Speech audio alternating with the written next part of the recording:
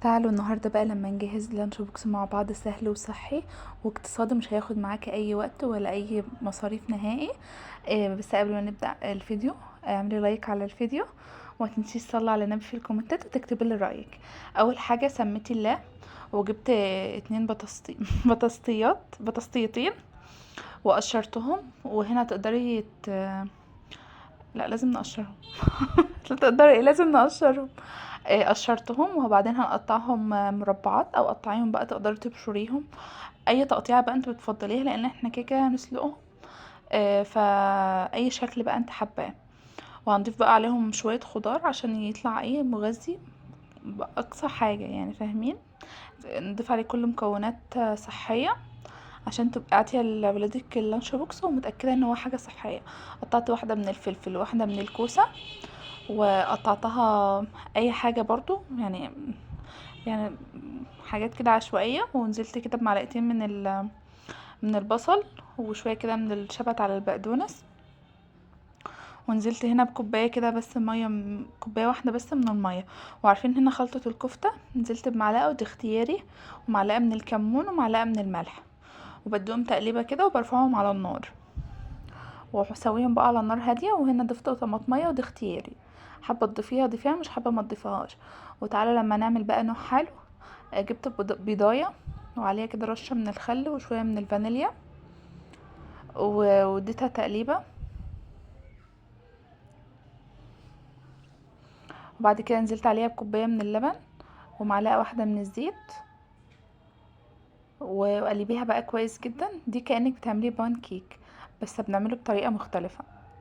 ودي بقى تقليبه كويسه جدا. وبعد كده هننزل عليها دي معلقه من السكر، واختياري برضو، مش حابه ان هي تبقى صحيه اكتر ما تضيفي السكر، وانزلي بمعلقه من العسل لو متوفر عندك. وبعدين هنا نزلت بدقيق،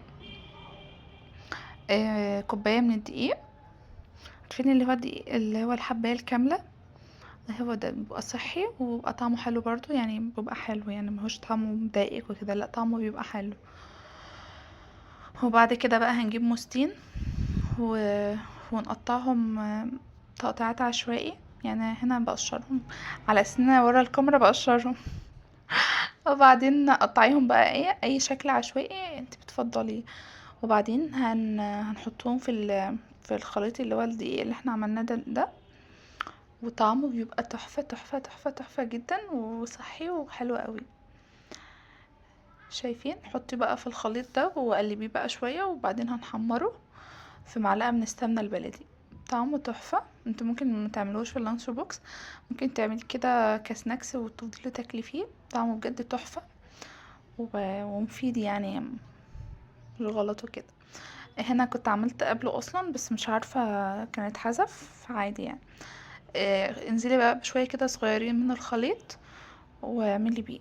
وبعد ما بيعمل بقوم مقلباه على الجنب التاني، ولسه هنعمل منه شكل تاني، يعني مش الشكل ده وخلاص، لا لسه هنعمل شكل تاني. وطعمه بجد تحفة، وفي النهاية كان عجبهم جدا. لو وصلت لحد هنا بقى متنسيش تصلي على النبي في الكومنتات وتعملي لايك. اعملي لايك، مش هيفرق معاكي بس بجد هيفرق معايا وهيخلي الفيديو يترفع. ففضلا يعني اعملوا لي لايك على الفيديو واكتبوا لي كومنت قمر شبهك. بعد كده لما اتحمر قلبته على الجنب التاني وكده خلاص خلص معايا. هعمل بقى شكل تاني علشان هعمله رولات. مسحه كده بس كده من السمنه، وبنزل اعمل بيه دواير صغنونه عشوائيه كده، كايه يبقى اضافيه في اللانش بوكس، يبقى ايه متنوع معايا، يعني مبقاش حاجه واحده. والخليط الخضار اللي احنا عملناه على النار دلوقتي هقول لكم هنعمل بيه ايه، وهيبقى تحفه وهيعجب الاولاد جدا جدا جدا. ممكن كمان مش هنعمله في اللانش بوكس، ممكن نعمله دلوقتي على العشاء، هيبقى خطير جدا، او تعمليه على الفطار صحي وطعمه جميل جدا بجد والله، احلى من البيتزا. بعد ما استوى بقى كويس واتاكدت هنا ان هو خلاص داب معايا، هنجيب بقى رغيف عيش. عارفين انت العيش البلدي، العيش اللي هو متوفر عندنا كلنا، نجيب رغيف عيش كده ونبتدي بقى ناخد من الحشوة دي ونحط فيه ونبطط كده كأنك بتعملي حواوشي بالظبط. اللهم صل عليك يا نبي. افضلي بقى اعمليه وافرديه وتوصي بقى بالخلطة دي، لان هي مفيدة وطعمها حلو قوي. بعد خلاص ما خلصته هنجيب مقلي ونحط فيه وننزل بقى بشويه فوق من الجبن. اي جبن بقى متوفره عندك، موتزاريلا او رومي او شيدر او اي حاجه. في الباب معلش، انا هخلص واجيلك. اقفل. دهنت شويه من الكاتشب وحطيتها على النار، وبعدين حطيت عليها جبنه رومي، ده المتوفره عندي. لو كان عندي موتزاريلا كنت واحط عليها شويه من الزيتون، وكانت هتاخد وش بيتزا وهتبقى خطيره. بس للاسف نمشي نفسنا بالموجود. وبعد كده بقى قطعتهم، شايفين تحفه تحفه تحفه جدا وطريه، وشايفين الخلطه اصلا من جوه اللهم بارك تحفه جدا. تعالوا بقى لما نجهز اللانش بوكس هنحطهم. وانا هنا حبيت ان انا احط اضافه من عندي، مايونيز، وخلى طعمه خطير. وهنا انا كنت عاملاه اصلا من قبلها بالليل، يعني انا دلوقتي مثلا بعمله دلوقتي، لو احنا مثلا زي دلوقتي العصر بقوم عاملاه وبشيله في التلاجة، وتاني يوم بقوم اطلع لانش بوكس. وهو اصلا كل ما بيقعد في التلاجة كل ما تحس كده ان بيتبل وبيبقى طعمه احلى. وده الموز اللي احنا عملناه، والطريقه دي حلوه قوي. وشويه كده من الاناناس وكده خلاص. وشوف فاكرين بقى الرولات اللي انا قلتلكوا عليها، بجيب الرول وبقوم لفاه كده. انا كنت عايزه احط لهم فيه شوكولاته بس هما مرضوش، فعادي حطيته ساده، وهو طعمه اصلا ساده بيبقى تحفه تحفه. جربي بقى الحاجات دي، بتبقى صحيه وسهله وبجد بيعجبهم جدا.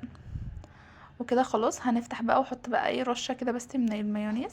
لا انا هنا كنت هحط نص رجعت قلت لا بس عشان التصوير هفتحها واحطها كلها وبعدين احط عليها شويه من المايونيز. كل ده عشان التصوير برضو. عايزه اقول لكم اصلا ان انا كنت عامله ده يوم الاربعاء العصر ليوم الخميس، وهما تاني يوم الخميس ما راحوش، فروحنا مطلعين اكل واحنا تاني يوم. كان طعمه تحفه. عشان كده بقول لكم ان هو كان طعمه حلو قوي وحبوه جدا. لو عيالك مش بيحبوا الجبن او كده غيري لهم، او زهقت من الاكل التقليدي فجربي تعملي بالطريقه دي وهيعجبكم جدا. متنسيش بقى تعملي لايك وشير لاصحابك لو عجبك الفيديو. بحبكم في الله. لو عجبكم الفكره دي من السندوتشات نعملها مع بعض كتير، اكتبولي. بحبكم في الله، مع السلامه.